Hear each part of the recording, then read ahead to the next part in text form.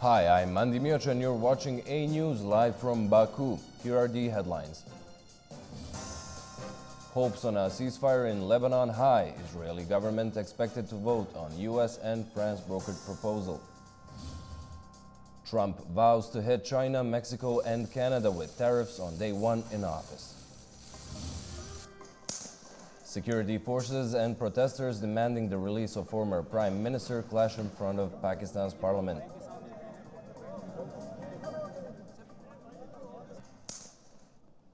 Thank you for tuning in. Israel's security cabinet is set to meet later today to discuss a US and France brokered 60-day ceasefire deal with Hezbollah in Lebanon.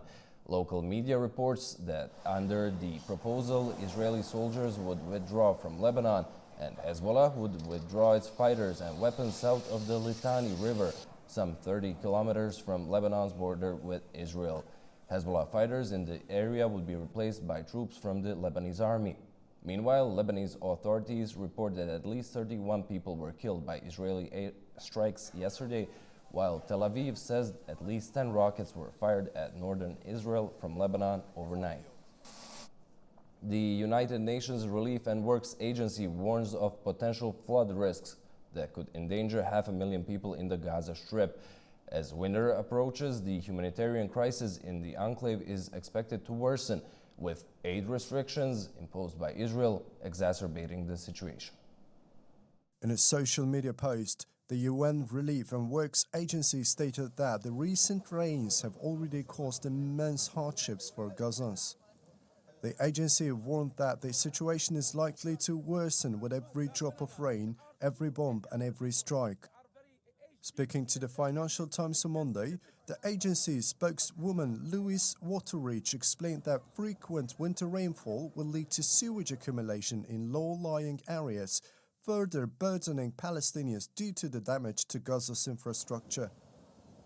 Waterreach also cautioned that cold weather could exacerbate health issues for malnourished populations if Israel continues to restrict the entry of humanitarian aid. US President-elect Donald Trump says he will hit China, Mexico and Canada with new tariffs on day one of his presidency. He claims it's in an effort to force them to crack down on illegal immigration and drug smuggling into the United States. Trump said on his Truth Social platform that he will sign an executive order imposing a 25% tariff on all goods coming from Mexico and Canada, adding that an additional 10% tariff will be levied on China until Beijing blocks smuggling of the opioid fentanyl from the country. In response, China says that neither them nor the United States will win a trade war.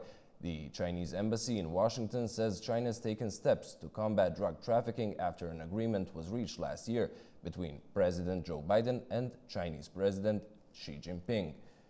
Meanwhile, the German economy minister Robert Habeck is calling for a united strategic response from the European Union to Trump's planned tariffs on China, Mexico and Canada. Speaking at an industry event, Habeck said that immediate discussions are essential to ensure that economic consequences do not result in widespread losses.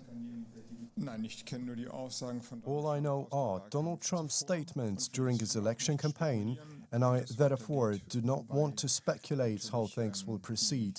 At the same time, last night's decision could be an indication that he's very serious. The EU must respond united to this and not tear itself apart into 2 or 3 blocks of countries, but speak as a united Europe. Security forces and protesters clashed near Pakistan's parliament as hundreds of supporters of jailed former Prime Minister Imran Khan demanded his release. The government says 4 paramilitary troops have been killed in the demonstrations. The Prime Minister, Shehbaz Sharif, blamed the protesters for the deaths, saying the troops were run over by vehicles in a convoy of demonstrators.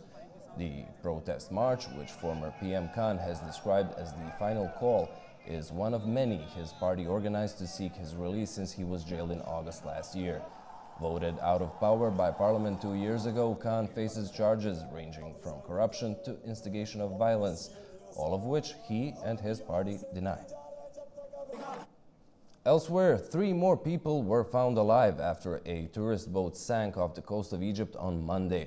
This brings the total of rescued passengers and crew members to 31, according to the Red Sea governor.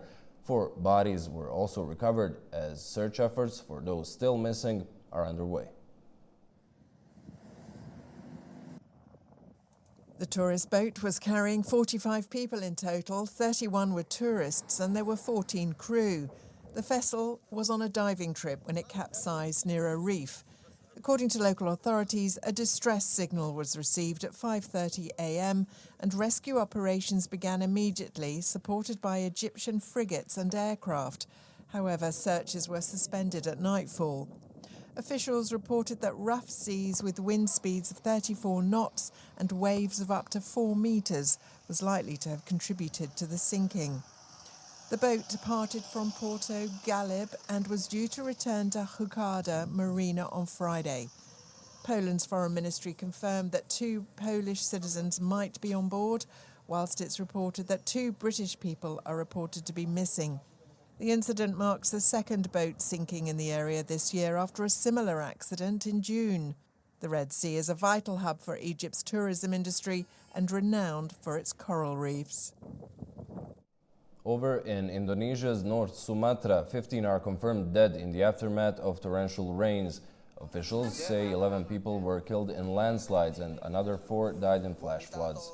More heavy rain is expected in the region, causing concern about new flooding.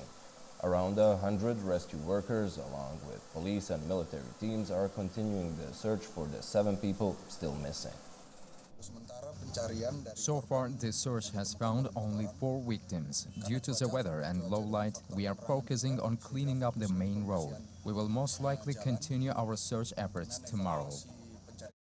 Global talks on plastic pollution are underway in Busan, South Korea, as delegates of the UN's Intergovernmental Negotiating Committee make an effort to produce a legally binding deal on gradual phasing out of plastics.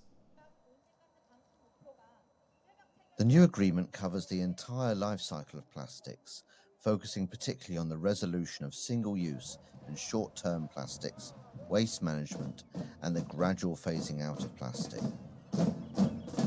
An agreement that addresses the life cycle of plastics, tackling single-use and short-lived plastics, waste management, and measures to phase out plastic and promote alternative materials. That provides concrete solutions for all countries to access technologies and improve land and marine environments. This approach takes into account the most vulnerable groups.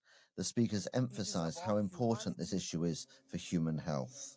Not a single person wants chemical-laced plastic particles in their bloodstream or their organs or in their unborn babies.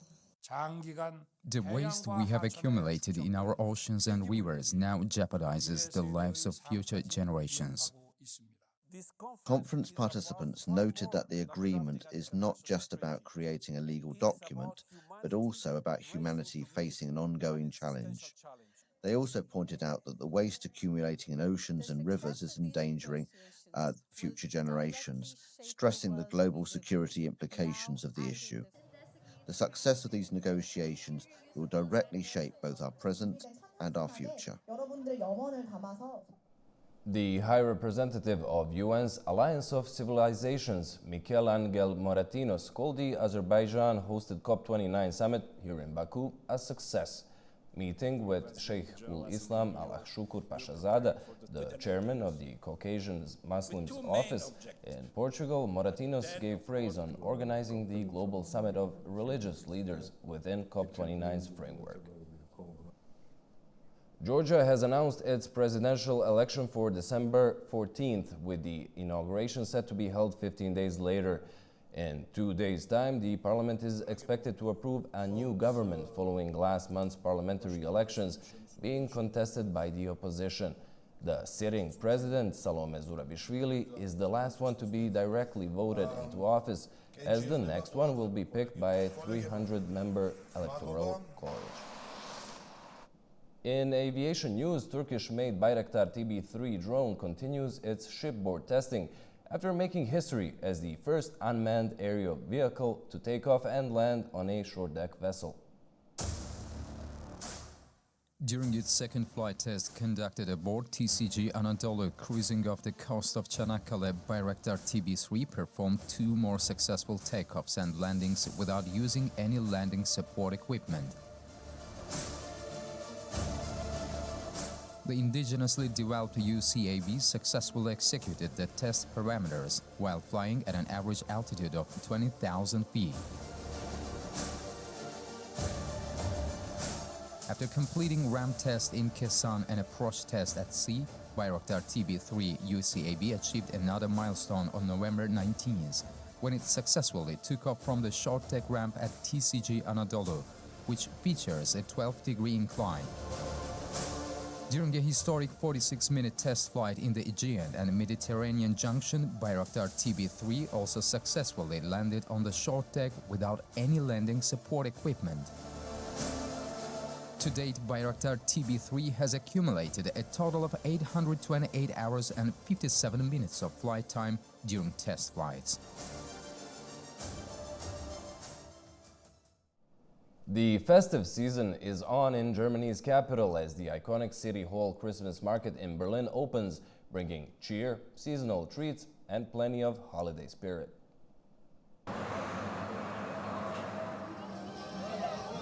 Berlin City Hall Christmas Market has officially opened, drawing crowds eager to embrace the festive season. Alongside its twinkling decorations, the market features an ice rink and stalls selling holiday favorites like roasted almonds and bratwurst sausage. Visitors are sharing their holiday experiences.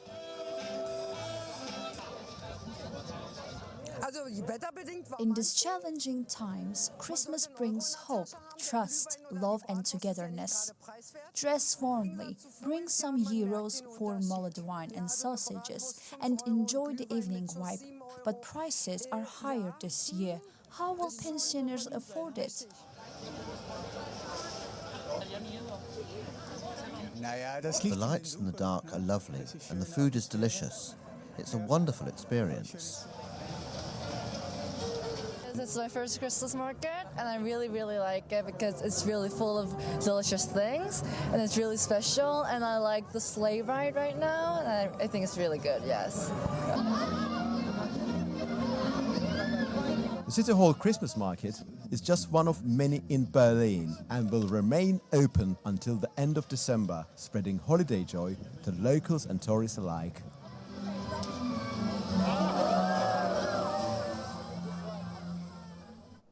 A scientific lab in China has developed humanoid robots capable of playing musical instruments.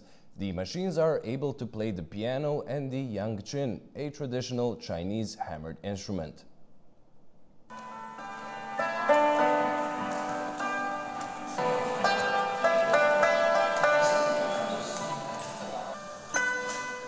Their repertoire includes a variety of pieces, including the famous Chinese composition Butterfly Lovers. Robotics are already widely used in China, but humanoid robots are a newer innovation that is rapidly gaining traction. Recently, Chinese companies like Huawei, X-Robots, Unitree Robotics, and the Zhejiang Humanoid Robot Innovation Center have unveiled humanoid robots that can babysit, chop vegetables, play chess, converse, and work in factories. That's all for now. Thank you and keep watching AnewZ.